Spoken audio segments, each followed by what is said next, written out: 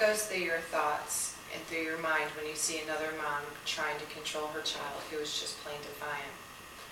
Other people criticize parents because they are just unaware.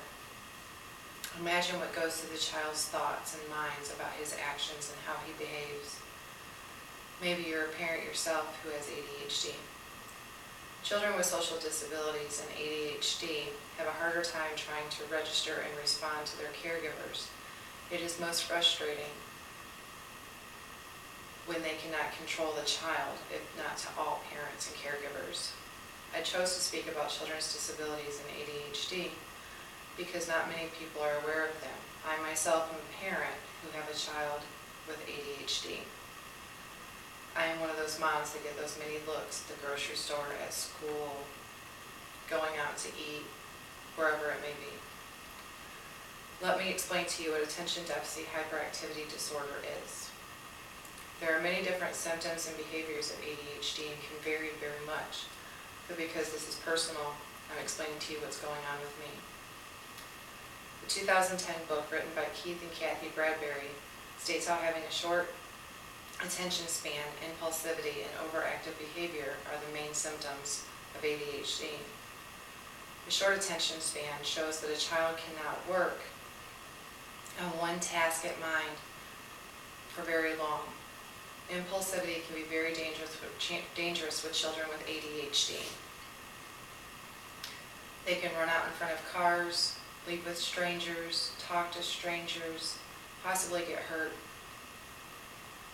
or even pull their hair or bite themselves out of frustration. Running around uncontrollably, spinning in circles, and jumping on the trampoline for long periods of time are signs of overactive behavior. Talking a lot can be normal in children, but with ADHD children, they talk excessively. Behavior with children in ADHD can be extreme and very disruptive or even dangerous. Cecily Tangwall, authors of Archives of Neuropsychiatry, his article shows and tells how 33 children over a 14-week period went through a study to reduce aggression behavior in children with ADHD. The children before the study had extreme behaviors such as trying to hurt their siblings with successive bodily injury, cutting themselves, or trying to commit suicide as early as 10 years old. The I Can Problem Solve, ICPS, helped those 33 children over the course of the study with aggression and physical aggression to reduce post-training. Understanding that not all children are this severe, but left untreated can cause problems not only in the home, but in a school setting as well. Explaining to the principal and teachers at their school is the first step to success in their education. Many do not know that principals and teachers go through extensive training, but not so much in special education. You have to have a separate degree for that.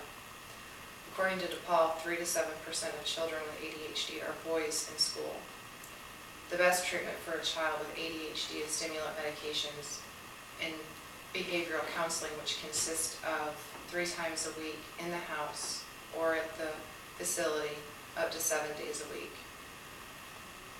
Symptoms of ADHD are visible in children. Helping them in school is very crucial, so now let me tell you how it can affect a family. Families with children with ADHD have higher stress in the home.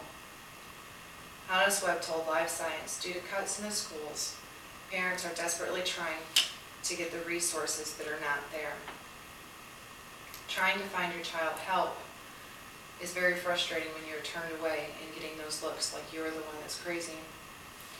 When having a child with ADHD, the parent just gets so upset and frustrated, just like the child does every time the child does.